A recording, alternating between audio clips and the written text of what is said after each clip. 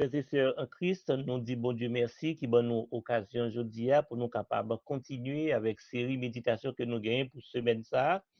Hier, nous avons abordé un élément qui était qualifié souverain sacrificateur nous qui c'est Jésus. Élément ça c'était la sainteté de Jésus que nous avons ensemble avec nous sous thématique Christ notre souverain sacrificateur parfait. Jeudi, frères et sœurs, nous avons abordé ensemble avec nous un deuxième élément qui, qui a qualifié Jésus comme souverain sacrificateur parfait. Non. Deuxième élément, ça, c'est l'autorité de Jésus. En plus de saint que un souverain sacrificateur doit saint, eh bien, il doit également gagner autorité. Mais bien aimé dans le Seigneur, texte de base que nous apprenons pour nous capables citer méditation ça, c'est Hébreux chapitre 5, versets 4 et 5. Parole bon Dieu dit, nul ne s'attribue cette dignité s'il n'est appelé de Dieu comme le fut Aaron. Et Christ ne s'est pas non plus attribué la gloire de devenir souverain sacrificateur, mais il la tient de celui qui lui a dit, tu es mon fils, je t'ai engendré aujourd'hui. Mes frères et mes sœurs bien-aimés, depuis Melchisédek, passant par Aaron jusqu'au dernier sacrificateur en Israël, nul ne pouvait s'attribuer le titre de sacrificateur ou de souverain sacrificateur s'il n'est approuvé de Dieu. L'histoire de Saül, le premier roi d'Israël, pouvait en témoigner, car il a été disqualifié par l'Éternel pour avoir usurpé la place de Samuel qui avait l'autorité en tant que sacrificateur attesté et approuvé de Dieu pour offrir des sacrifices à Dieu en faveur du peuple Israël, selon 1 Samuel chapitre 13, versets 9 à 15.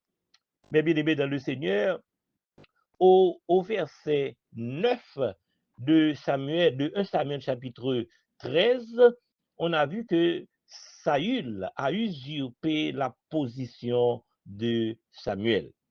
Et alors, nous dit la parole de Dieu, verset 9 de 1 Samuel chapitre 13, alors Saül dit, amenez-moi l'holocauste et les sacrifices d'action de grâce. Et il offrit l'holocauste. Au verset 13 et 14, Samuel a reproché Saül d'avoir agi en insensé et l'a informé que Dieu l'a rejeté comme roi et qu'il allait être remplacé. Au verset 13 de 1 Samuel chapitre 13, la parole de Dieu nous dit et que Samuel dit à Saül, tu as agi en insensé, tu n'as pas observé le commandement que l'Éternel, ton Dieu, t'avait donné. L'Éternel aurait affermi pour toujours ton règne sur Israël. Et au verset 14, mes bien-aimés, la parole de Dieu continue pour dire, et maintenant, ton règne ne durera point. L'Éternel s'est choisi un homme selon son cœur, et l'Éternel l'a destiné à être le chef de son peuple, parce que tu n'as pas observé ce que l'Éternel t'avait commandé. Hier, on a médité, frères et sœurs, sur la sainteté de Jésus, notre souverain sacrificateur. Aujourd'hui, dans cette méditation, on va considérer comme qualité l'autorité de Christ, notre souverain sacrificateur. Et on s'attardera, frères et sœurs, sur trois évidences. D'abord, on verra le témoignage des apôtres sur l'autorité, concernant l'autorité de Jésus. Ensuite, le témoignage de ses adversaires, ses antagonistes et, disons, ses antagonistes, donc en ce qui concerne également son autorité. Et enfin, frères et sœurs, nous verrons le témoignage de Dieu le Père lui-même sur l'autorité de Jésus-Christ, son Fils bien-aimé. Bien-aimés dans le Seigneur, abordons en tout premier lieu, ce premier point de notre méditation est basé sur le témoignage des prophètes et des apôtres concernant l'autorité de Jésus. Mais bien aimés dans le Seigneur, parmi ceux des prophètes et des apôtres qui ont témoigné que Jésus est le Messie sauveur, qui vient de Dieu le Père, nous pouvons citer Jean-Baptiste, l'apôtre Pierre et l'apôtre Paul. Et au lendemain, après son baptême, Jean-Baptiste vit Jésus venant à lui. Il dit, voici l'agneau de Dieu qui ôte le péché du monde. En effet, mes frères et mes sœurs bien-aimés, Jean-Baptiste a eu cette révélation de Dieu, le Père, comme confirmation que Jésus est l'élu de Dieu qui est venu pour délivrer l'homme du péché. Et dans une entreprise, frères et sœurs, parlant d'autorité, n'est-ce pas, nous ouais une entreprise, n'est-ce pas, qui structurée. Une entreprise qui structurée, dans une entreprise qui structurée, nous jouons généralement un système de pilotage, un système d'information et un système d'opérant. Trois éléments ça yo, eh bien, trois éléments ça yo gen aller venir entre yo frères et sœurs, gen communication entre eux mêmes mes frères et mes sœurs bien-aimés. Donc système de pilotage là, il gagne les dirigeants de l'entreprise, n'est-ce pas? Le système d'information, c'est moyen que moun yo utiliser pour capable communiquer, n'est-ce pas? Que système pilotage là, les dirigeants utiliser pour capable communiquer avec exécutants yo, et ça permet que frères et sœurs, chaque monde dans l'entreprise là, yo occupé fonction, yo doit occuper, et selon fonction yo occupé ya, yo gen des responsabilités. Et chaque monde qui a une responsabilité dans une entreprise, n'est-ce pas, dans l'organigramme entreprise là, yo casé moun nan, et moun nan gagné toute tâche que li gagné pour lui faire, n'est-ce pas, dans l'entreprise là. Et c'est lui-même qui a des tâches que le gagnant dans l'entreprise là, qui capable accomplir. Donc on dit que il a autorité. Entreprise là bali autorité pour lui agir, pour lui engager entreprise là. Par exemple, il y a un monde qui c'est un directeur général d'une entreprise, eh bien, il a droit pour lui révoquer, n'est-ce pas? Il a droit pour lui nommer. Donc ça veut dire que autorité de nomination, n'est-ce pas? Lycée également autorité de révocation. Autorité, c'est privilège que fonction en bas ou pour capable agir parce que vous êtes nommé pour ça, parce que vous êtes choisi pour ça. Nous prenons exemple sur une entreprise. Donc, autorité d'un monde dans une entreprise, c'est le fait qu'il a été choisi pour remplir une fonction, n'est-ce pas, pour laquelle on reconnaît qu'il peut prendre des décisions qui peuvent engager l'entreprise. Mais bien aimé dans le Seigneur, Jésus est l'élu de Dieu pour la délivrance des pécheurs. Il est donc l'autorité compétente pour le salut pour le salut des pécheurs. Après Jean-Baptiste, l'apôtre Pierre avait aussi trouvé cette révélation que Jésus est venu de Dieu et qu'il est bien le Christ qui peut sauver du péché. En Matthieu chapitre 16, chapitre 16, verset 17, nous lisons ce qui suit. Disons, verset 16-17. Disons, Matthieu chapitre 16, verset 16-17, nous lisons ce qui suit, frères et sœurs. Simon-Pierre répondit, tu es le Christ, le Fils du Dieu vivant. Et au verset 17, il est dit, Jésus reprenant la parole, lui dit, tu es heureux, Simon, fils de Jonas, car ce ne sont pas la chair et le sang qui t'ont révélé cela, mais c'est mon Père qui est dans les cieux. Donc, nous, bon Dieu, papa, n'est-ce pas, t'es révélé Jean-Baptiste d'abord, t'es révélé Jean-Baptiste d'abord, et pour être capable, ouais, non, Jésus, si là, qui vient pour le retirer, pour retirer moun dans péché, n'est-ce pas, sauver moun de péché, mais également, l'apôtre Pierre va gagner même révélation, ça, tout, frères et sœurs, pour le capable attester, mais ça, pas attester, pour confirmer autorité ça. Donc, bon Dieu, pour le bail apôtre Pierre, l'autre type de révélation, et il pral dit que Jésus pral demander disciples et apôtres qui laisse yo dit qui laisse yo dit moyen. Donc il y a monde qui dit ou c'est Élie, il y a monde qui dit ou c'est Jean-Baptiste, il y a monde qui dit ou c'est un prophète qui vini. Mais Jésus dit mais nous-mêmes qui est-ce nous dit moyen? Et apôtre Pierre pral dit tu es le Christ, le Fils du Dieu vivant. Et Jésus pral dit c'est pas vous-même qui dit bagay ça, qui révèle bagay ça. C'est bon Dieu papa qui révèle qui est ce moyen. Donc c'est papa qui dans le ciel qui révèle qui est. Mes frères et mes sœurs bien-aimés, c'est une évidence, frères et sœurs, que Jésus est le choix du Dieu Tout-Puissant pour la délivrance de l'homme du péché. L'apôtre Paul a reconnu également que Jésus avait l'autorité suprême, car il a écrit ce qui suit dans 1 Corinthiens chapitre 15, verset 24. Ensuite viendra la fin, quand il remettra, parlant de Jésus, quand il remettra le royaume à celui qui est Dieu et Père, après avoir détruit toute domination, toute autorité et toute puissance. Donc, apôtre Paul reconnaît que Jésus-Christ gagnait autorité suprême, c'est l'autorité des autorités. Donc, Jésus gagne autorité parce que c'est le choix de Dieu, c'est l'élu de Dieu, c'est l'envoyé de Dieu le Père. Il joint une révélation, apôtre Sayo joint une révélation, et prophète Jean-Baptiste, il joint une révélation, mes frères et mes sœurs, Jésus gagne autorité et il gagne autorité sur tout le monde qui gagne autorité.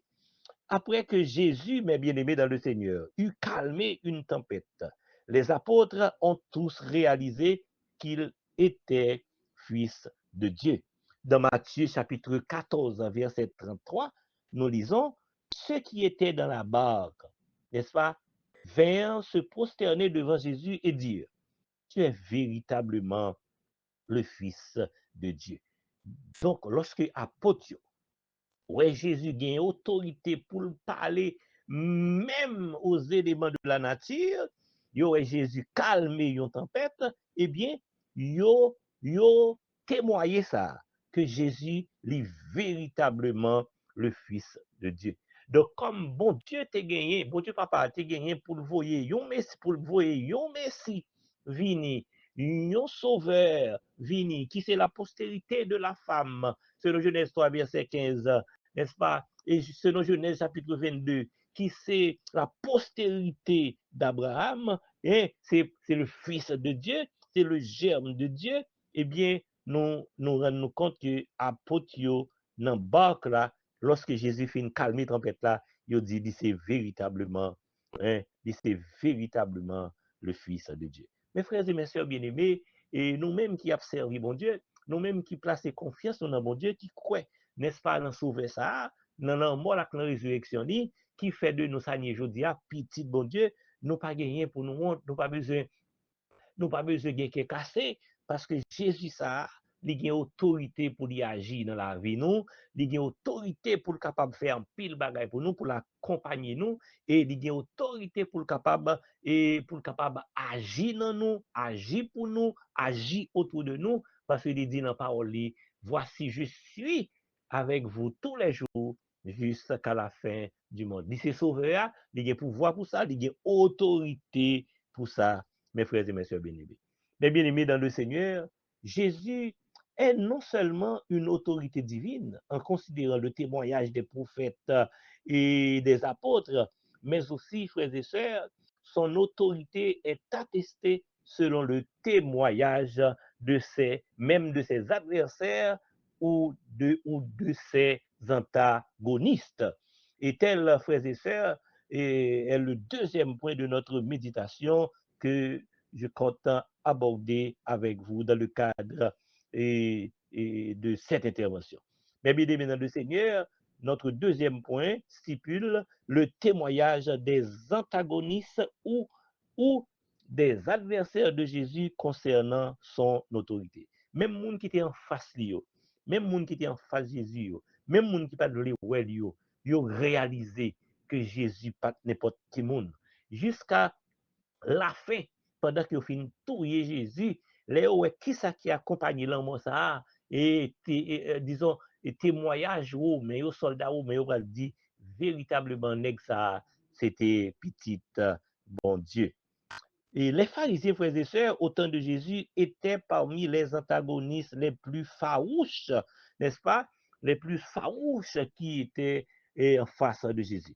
Pourtant, des fois, ils reconnaissaient et témoignaient même que Jésus est, est venu de Dieu. Les pharisiens qui voulaient trouver des prétextes pour tuer Jésus envoyaient un jour des espions qui sont des huissiers pour suivre ses discours, dans le but de trouver, mes frères et mes sœurs bien-aimés, un moyen de le faire mourir, de le piéger.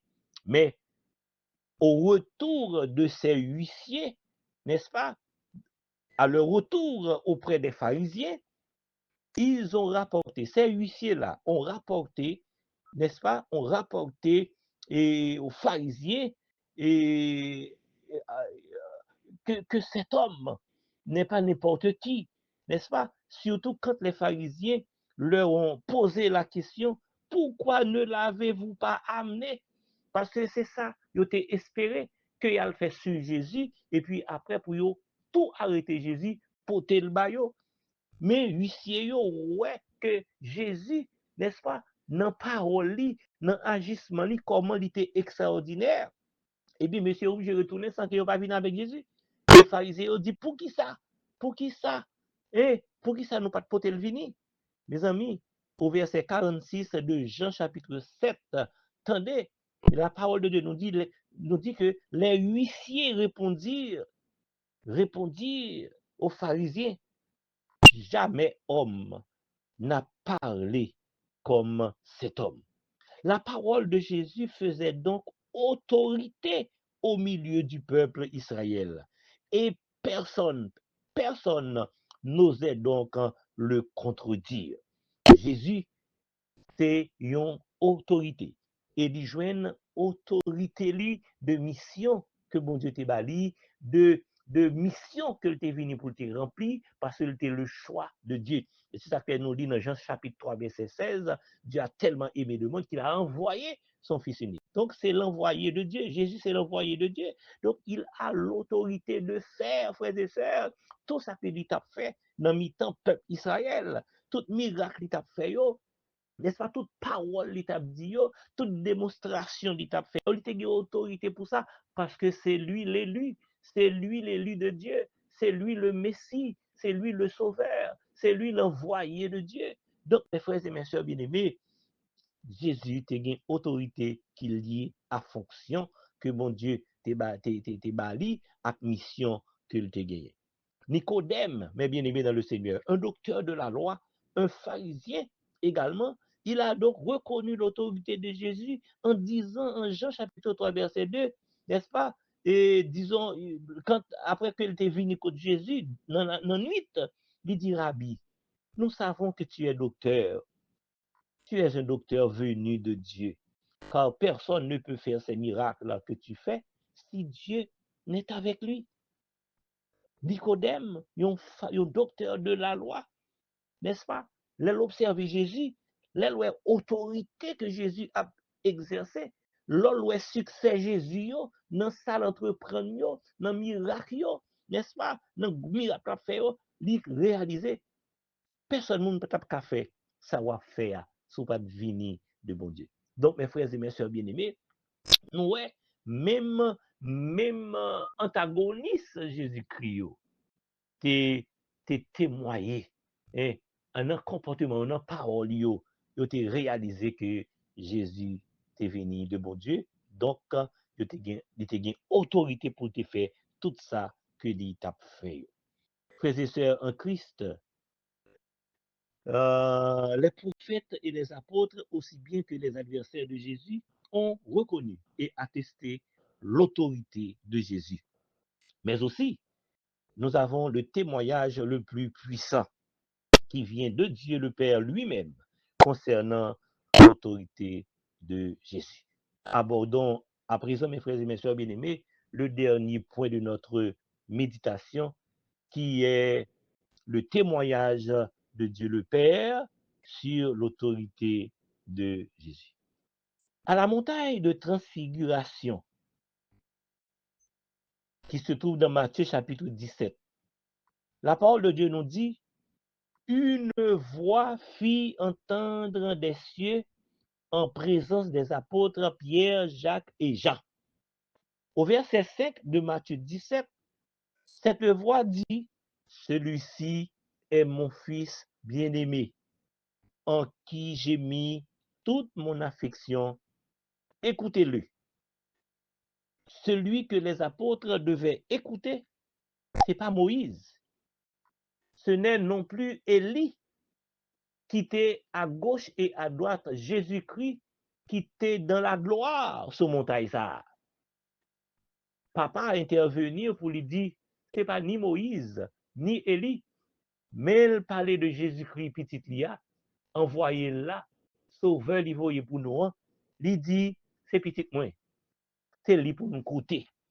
Donc, parole papa, li affirme que si là qui a autorité pour remplir mission ça, pour faire tout ça que mission, pour faire toute bagaille qui est compatible à mission que le gagne, donc c'est Jésus, c'est lui nous doit écouter. Mes frères et mes sœurs bien-aimés, nous gagnons pour nous écouter dans tout ça que nous entreprenons. C'est Jésus. C'est Jésus, c'est parole liyo, parole qu'il quittait pour nous, que nous jouons dans la Bible, frères et sœurs. Parole que les apôtres quittaient pour nous. Parole liya que lui-même lui quittait pour nous. Parole liya que nous jouons, frères et sœurs, que prophète te annoncé.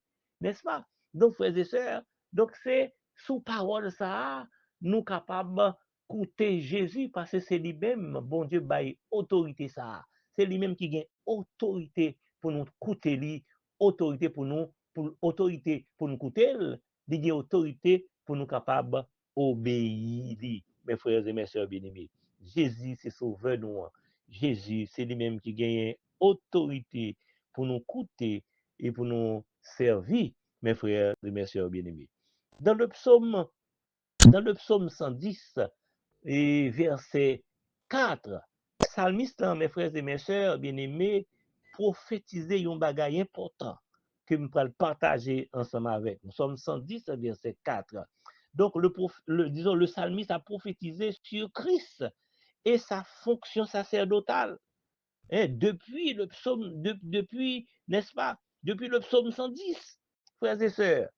Ce psaume dit, l'Éternel l'a juré.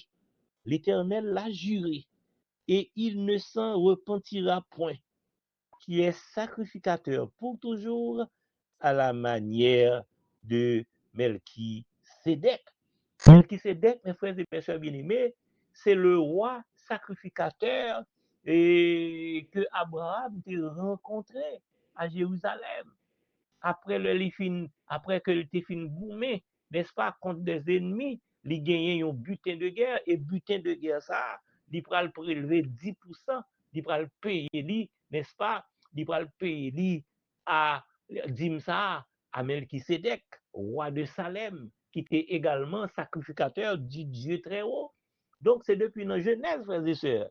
Et pourtant, dans le psaume 110, nous est salmiste qui est prophétisé lui, mais il prophétisé le tout, n'est-ce pas? Parce que Genèse est en baili, histoire ça raconté dans Genèse, et puis il va le dire comme ça que tu es sacrificateur pour toujours, à la manière de Melchisédek. À la manière de Melchisédek, c'est un élément qui sans généalogie, sans mère, sans père, etc.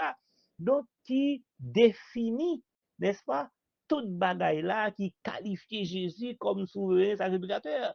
Et c'est ça fait dans l'épître aux Hébreux, n'est-ce pas? Il pral consacrer Jésus, n'est-ce pas, souverain sacrificateur selon l'ordre de Melchisédek. Parce que Melchisédek est à la fois roi et sacrificateur, eh bien, n'est-ce pas, sacerdoce a pral changer, il pral sortir de tribu Lévi à tribu Juda, Donc, Jésus, Kounia, qui pourra remplir fonction souverain sacrificateur, lui également roi. C'est ça que fait, il dit selon l'ordre de Melchisédek. Mes frères et mes sœurs bien-aimés, ce texte, c'est ce texte de Genèse, n'est-ce pas, et du psaume 110 que l'auteur de l'épître aux Hébreux a repris, n'est-ce pas, et amplifié en Hébreux chapitre 5. Et cet auteur a écrit, nul ne s'attribue cette dignité s'il n'est appelé de Dieu comme le fut Aaron. Et Christ ne s'est pas non plus attribué la gloire de devenir souverain sacrificateur, mais il la tient de celui qui lui a dit, tu es mon fils, je t'ai engendré aujourd'hui. Donc, le ça, il a fait allusion, mes frères et mes soeurs bien-aimés, à la résurrection de Jésus. Donc, Jésus ressuscitait. Lorsque Jésus ressuscitait, eh bien, il n'est pas ressuscité pour mourir encore. Donc, il gagne la victoire totale, la victoire complète sur la mort. Donc, Jésus qui ressuscitait, eh bien, qui jouait rôle sacrificateur, qui jouait rôle sacrifice là, eh bien, lui jouait une position qui est élevée parmi les sacrificateurs. Et pas même genre avec Aaron, c'est un sacrificateur qui est supérieur à Aaron, parce que Aaron était mortel. Jésus, lui-même, il est devenu immortel, parce que l'hypothèse victoire sur la mort. Donc, c'est pas une fonction qui est capable de venir remplaçant, parce qu'il ne peut pas mourir. C'est ça que fait, mes frères et mes sœurs bien-aimés, éternellement, nous gagnons souverain sacrificateur ça. Donc, puis devant, dans l'autre méditation que nous allons faire ensemble avant, pendant semaine après dessert, nous va plus mettre accent sur tout ça. Il dit Jésus, c'est un souverain sacrificateur parfait. Perfection ça, c'est ça que fait, ma premier élément séparément ensemble avec vous, nous avons déjà premier élément qui qualifie comme souverain sacrificateur parfait, c'est sa sainteté. Et nous, aujourd'hui, après dessert, deuxième élément qui qualifie comme souverain sacrificateur parfait, c'est son autorité. La fonction de roi et de souverain sacrificateur de notre Seigneur Jésus-Christ lui est donc attribuée par Dieu le Père lui-même, car il est celui qui a répondu à toutes les exigences de son Père pour être souverain sacrificateur pour toujours, à cause, bien sûr, de sa victoire sur la mort. Mes bien-aimés dans le Seigneur, nous venons de voir ensemble, frères et sœurs, que Jésus est le choix de Dieu pour sauver l'homme du péché, d'où son autorité dans la question du salut de l'homme. Ainsi, mes bien-aimés, en ce qui concerne son autorité, trois évidences ont été abordées avec vous aujourd'hui. On a démontré l'autorité de Jésus d'abord à partir du témoignage des prophètes et des apôtres, ensuite du témoignage des antagonistes ou de ses adversaires, et enfin à partir de ce que Dieu le Père lui-même a avancé. Et donc on a vu à partir de ces trois témoignages, Jésus est donc bel et bien un souverain sacrificateur, mais bien sûr, aujourd'hui, nous avons vu que Jésus a détenu donc, n'est-ce pas, l'autorité, n'est-ce pas, pour remplir toutes sortes de fonctions, n'est-ce pas, toutes sortes de fonctions que doit remplir en réalité un souverain sacrificateur. Mais bien aimé dans le Seigneur, à partir de cette réalité, en croyant en Jésus, il a attribué à chacun de nous, ses enfants, le titre de roi et sacrificateur. Nous, c'est roi. Nous, c'est sacrificateur. Parce que parole, bon Dieu dit, frères et sœurs, parce que nous sommes croyants dans Jésus, titre ça est venu pour nous tous. Parce que nous sommes un royaume de sacrificateurs. Nous sommes une nation sainte. Donc, Jésus, nous parlons de la sainteté de Jésus, nous parlons de l'autorité de Jésus, eh bien, nous connaissons tout ça, Jésus y est, il imputé à nous-mêmes. C'est ça que fait, nous c'est Jésus c'est roi, nous c'est roi tout. Jésus c'est sacrificateur, nous c'est sacrificateur tout. Jésus saint, nous saint tout. C'est ça que frères et sœurs, c'est un gros privilège. Bon, même avec vous gagner, bien aimé, hein, pour nous les petites, bon Dieu, parce que parlant justement de Jésus, nous sommes capables de dire tel il est, tel nous sommes. Et pour terminer, dans 1 Pierre chapitre 3, verset 9, nous lisons ce qui suit. Vous, au contraire, vous êtes une race élue, un sacerdoce royal, une nation sainte, un peuple acquis, afin que vous annonciez les vertus de celui qui vous a appelé des ténèbres à son admirable lumière. Mes frères et mes sœurs bien-aimés, nous saluons, c'est grâce à Jésus. Père, nous nous remercions pour le moment que nous avons passé ensemble.